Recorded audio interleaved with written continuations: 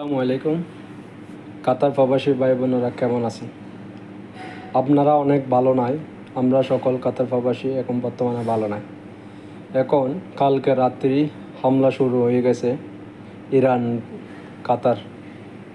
তো আপনারা যেখানে রাত্রির বেলা বসেন আড্ডা দেন এখান থেকে বিরত থাকবেন।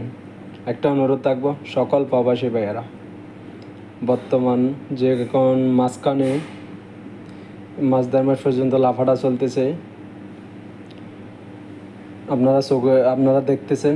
খুব সাবধানে কাতারে যারা থাকবেন আড্ডা দেন সাগরের পাড়ে, তারপর ওই সিটিতে দোকানের বাইরে আড্ডাটা এখন আপাতত দেবেন না।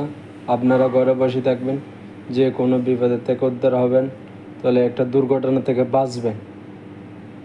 আমি একজন কাতার প্রবাসী, আপনাদেরকে একটু রিকোয়েস্ট করলাম আমার ভিডিওটা সবাই শেয়ার করবেন, আর বেশি বেশি করে একটা লাইক শেয়ার করবেন।